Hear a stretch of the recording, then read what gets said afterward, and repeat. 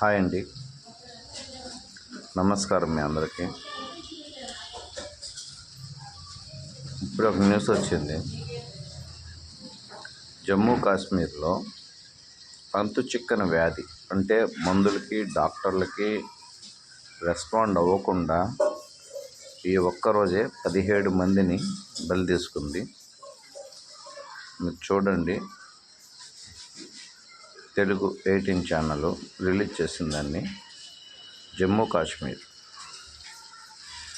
అంతు చిక్కట్లేదు. డాక్టర్లు కూడా అది ఏం జబ్బు అనేది, దానికి ఏం మెడిసిన్ ఇవ్వాలో కూడా చేయట్లేదు. నేను స్క్రీన్ షాట్ చేద్దామంటే అది స్క్రీన్ షాట్ రావట్లేదు, డౌన్లోడ్ చేసుకోమంటుంది యాప్ని. నాకు అంత ఓపిక లేదు, అంత మీకు అంత పెట్టే అంత లేదు. మధ్యలో అడుగుతున్నారు కొంతమంది, నువ్వేమన్నా సైన్సిస్టువా, నువ్వు చెప్పింది జరగాలని రూల్ ఏమన్నా ఉందా? ఎవరో ఒక ఆవిడ పెట్టింది, మరి నువ్వు పెద్ద సైన్సిస్టు మరి అని పెట్టింది. మరి సైన్సిస్టుని కాదమ్మా. సైన్స్ వేరు, మంత్రబలం వేరు. సైన్స్ మొన్న పుట్టింది, దానికి ముత్తాత మంత్రబలం. సరేనా? దేవుడి ముందా దెయ్యం ముందా అంటే ఏం చెప్తావు? పగల ముందా రాత్రి ముందా అంటే ఏం చెప్తావు? మంత్రం ముందా వైద్యం ముందా అంటే ఏం చెప్తావు?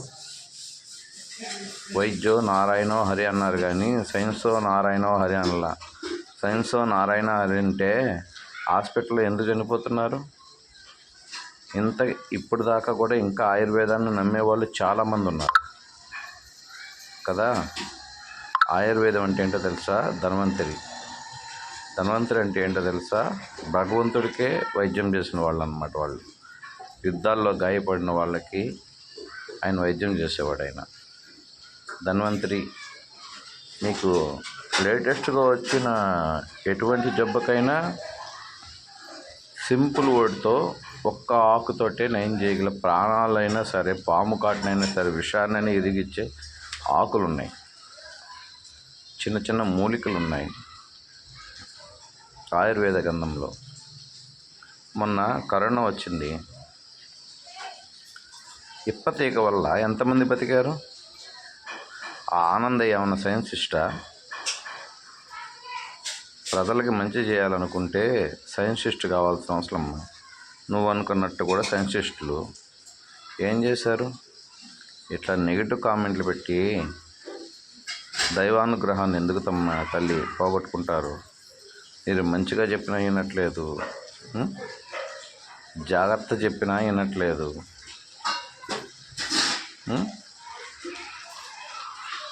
సంధ్య కుంభరాశి,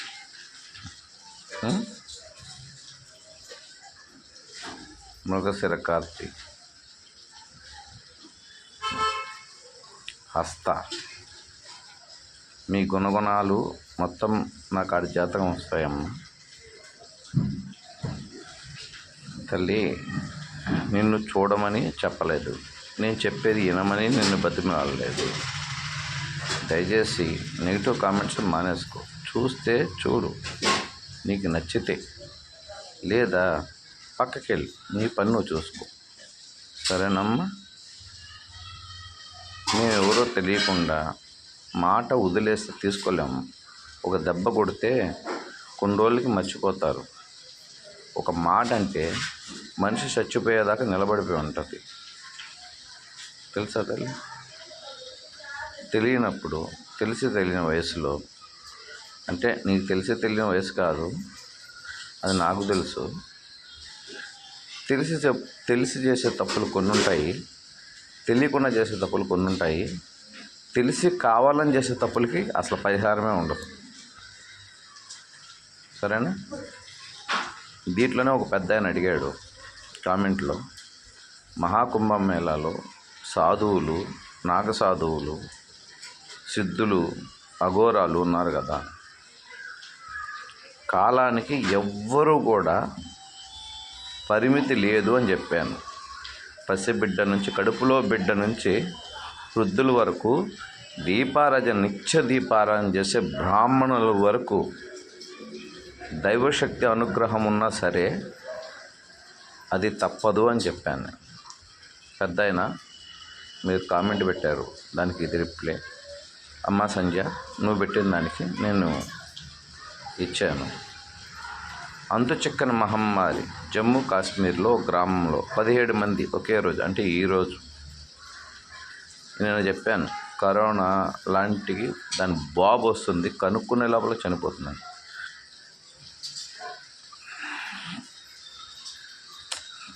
అమ్మా మీ నమ్మకాలు మీ, నేను చెప్పాల్సింది చెప్తాను. నేనేమి మీకు ఆ డబ్బులు తీసుకుని నేను చెప్పట్లేదు కదా.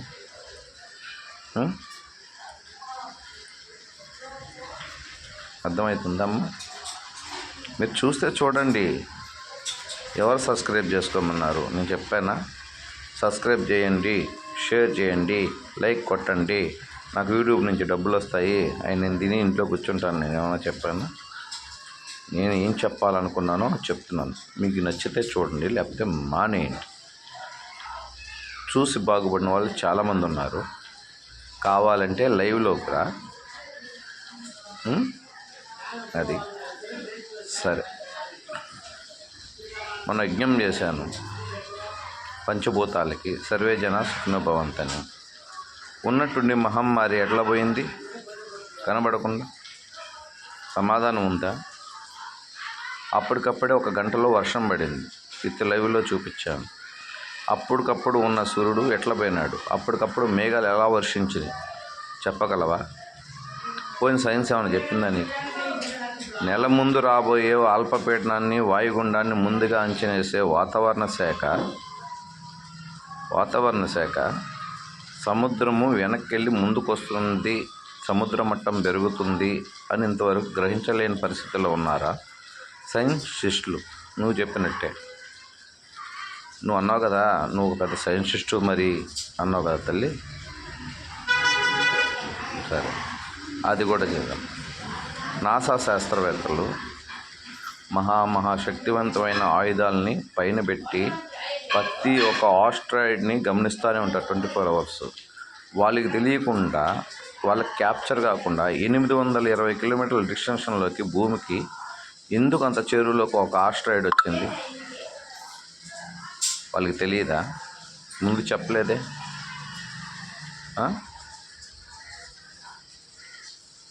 మరి నేను చెప్పినట్టు మహాకుంభమేళలో గ్యాస్ వల్ల ఎందుకు చనిపోయారు?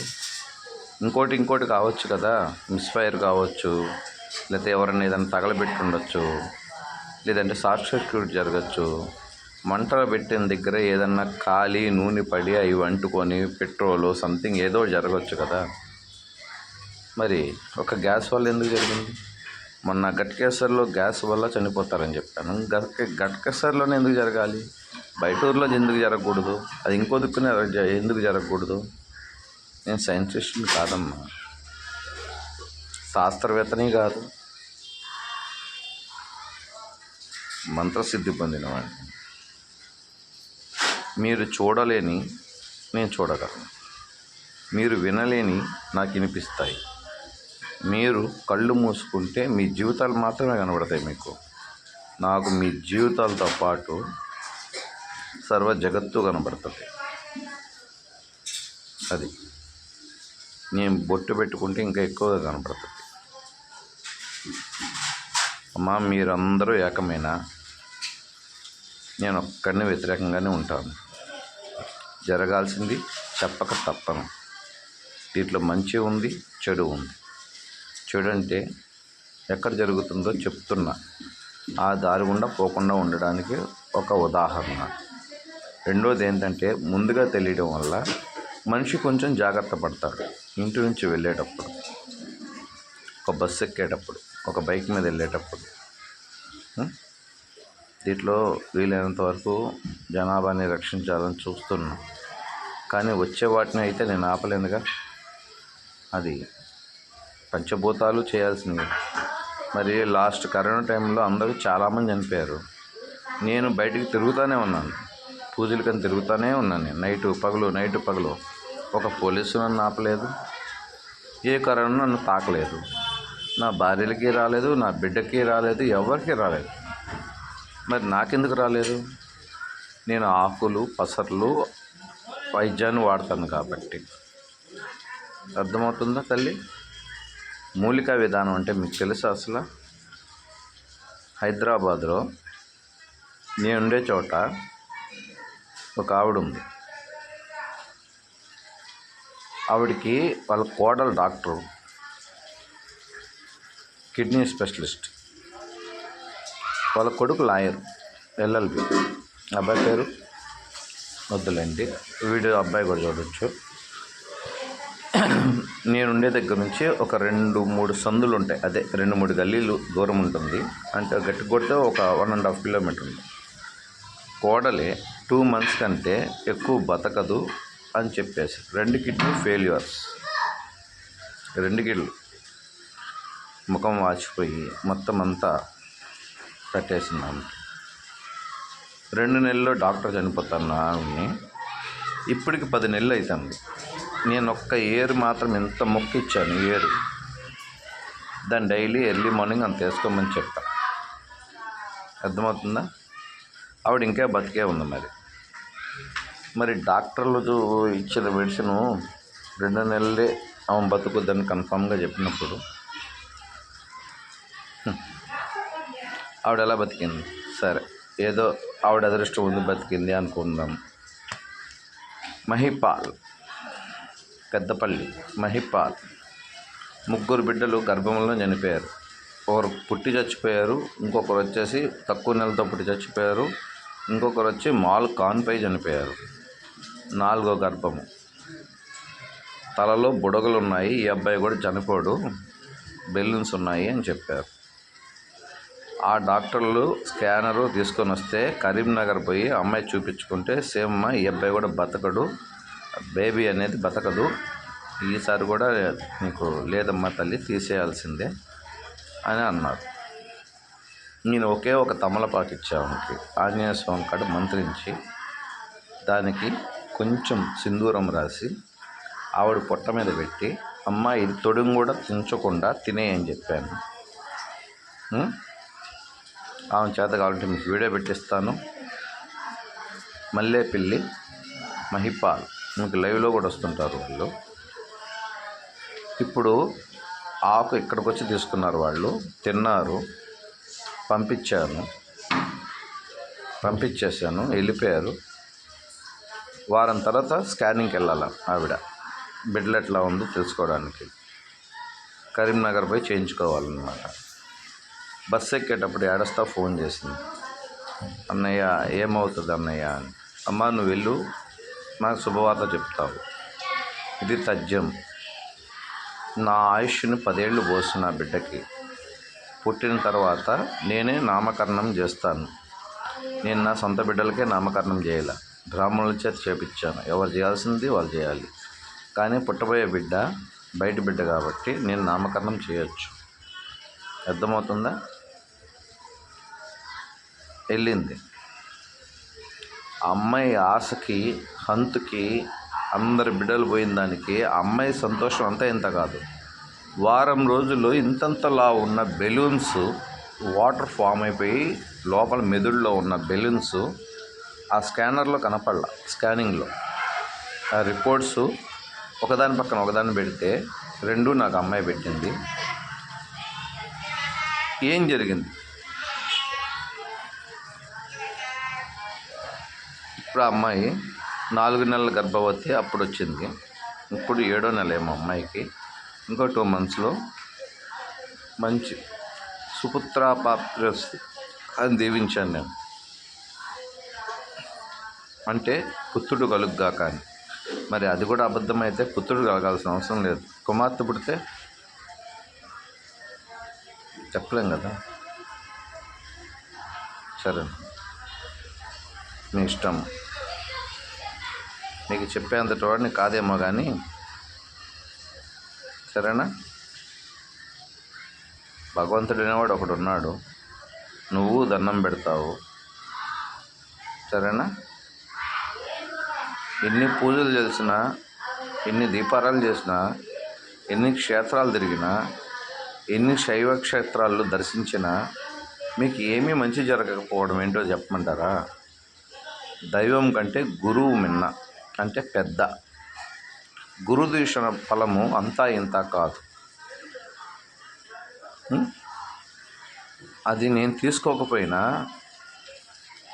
గురు బలం ఉంటుంది చూసావా, ఆ శక్తి అనేది వెంటాడుతుంది. ఏ దూషణ, ఈ సత్కర్మల్లో మొదటి కర్మ ఏంటంటే గురుదూషణ.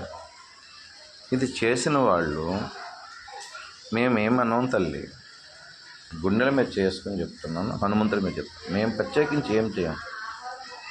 యదా యదాని ధర్మస్య సంభవామి యుగే యుగే. కర్మఫలం ప్రకారం ఎవరు నడుస్తారో ఆ కర్మఫలం ప్రకారం వాళ్ళు పోవాల్సిందే. ఇది తథ్యం. ఇది తథ్యం అంటే ఇది జరుగుద్ది కంపల్సరీ అని అర్థం. ఇక్కడ గవర్నమెంట్ అంబులెన్స్ మీకు ఎట్లా ఇస్తారో అంత పవర్గా ఉంటుంది. సైంటిస్టులు అంటున్నారు, మరి చెప్పి నేను 4 సైంటిస్టులు చెప్పలేకపోయారు. సరే, మరి ఈ జనాభా ఎలా చనిపోతున్నారు? అవి నాకు ముందుగా ఎలా తెలుస్తున్నాయి? అవి కూడా కాదమ్మా, నా గొప్ప కోసం కాదు, తప్పు కోసం కాదు, నేనేదో పెద్ద విద్య కలిగిన వాడిని కాదు, మీలాంటి సాధారణ వ్యక్తి అని చెప్పుకుంటానే వస్తున్నాను కదా. ఆ చెప్పేవాళ్ళు ఎవరు? నాకు మీకు లైవ్లోనే చెప్తున్నాను కదా ఏదైనా. మరి అదే ఎందుకు జరుగుతుంది వితిన్ 24 hours? ఎందుకు జరుగుతుంది? ఆకాశాన్ని శాసించే శక్తి సైంటిస్ట్కి ఉందా? లేదు కదా. సరే, మొన్న యజ్ఞం చేసిన రోజు విత్ లైవ్ పెట్టాను నేను. యజ్ఞం మొదలు పెట్టక ముందు వర్షం లేదు. యజ్ఞం అయ్యే టయానికి కరెక్ట్గా 2 నిమిషాల్లో యజ్ఞం పూర్తవుతుంది, హోమగుండంలో యజ్ఞఫలం పండుతుంది అన్నప్పుడు దాంట్లో వచ్చిన ఫోటోలు కానీ చూస్తే నిజంగా భగవంతుడు అనేవాడు ఉన్నాడా అనిపిస్తుంది. ఆ ఫోటోలు ఎవరికి షేర్ చేయలేదు. 180 ఫోటోలు తీశారు పిల్లలు వేరే ఫోన్లో. అవి నా దాంట్లో కూడా ఉన్నాయి.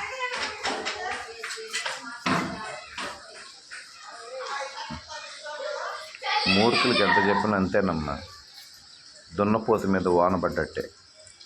అర్థం చేసుకున్న వాళ్ళు ధర్మబద్ధంగా పోతారు. ఇంకా నీ దాకా వచ్చే వరకు ఆ బాధ ఏంటో తెలియదు. సరేనా? ఎవరైనా అంతే. అక్కడ సాధువులు ఉండనియండి, ఎవరైనా ఉండండి, శివాక్యం చెందాల్సిందే. అది నేనైనా మీరైనా అని చెప్పాను. వీటిలో తన మన భేదాలు ఏమీ లేదు. ఇంటికి వచ్చిన వాళ్ళు ఎవరైనా అతిథి దేవో భవ అంటే వాళ్ళ కులం చూడరు, మతం చూడరు, జాతి చూడరు, అన్నం పెట్టేది మాత్రం చూస్తారు. అట్లాగే ప్రాణము తీసుకునే భగవంతుడు మనకి ఇచ్చినవాడు తీసుకునే హక్కు ఉంటుంది. ఇప్పుడు నువ్వు ఎవరికైనా 10 రూపాయలు ఇస్తే అది వడ్డీ పైన అసలు కావాలని నువ్వు అనుకుంటావు. మరి ఆయన ఇచ్చిన మన ప్రాణాన్ని మళ్ళీ ఆయన తీసుకునే హక్కు ఉంది కదా. కాకపోతే ఆయన ఎప్పుడే ఎలా తీసుకుంటున్నాడు అనేది నేను చెప్తున్నాను అంతే. రుణాన బంధేన అంటే మీ నుంచి విడగొడుతున్నాడు, ఒక్కొక్క బంధాన్ని తెగ్గొడుతున్నాడు. ఆయన ఇచ్చిన రుణం అది. ఒక చెల్లి, ఒక అక్క, ఒక తమ్ముడు, ఒక అన్న, ఒక తల్లి, ఒక తండ్రి, అల్లుడు, మేనల్లుడు, కొడుకు, కోడలు, కూతురు, మనవాళ్ళు, మనవరాళ్ళు అన్నీ చూస్తున్నాడు. జనాభా తిరిగి ఎక్కడికి వస్తున్నాడు? కాలచక్రంలో మళ్ళీ యథాస్థానానికి వస్తున్నాడు. గడియారం తిరిగి 12 మీద 3 ముళ్ళు ఆగినట్టు.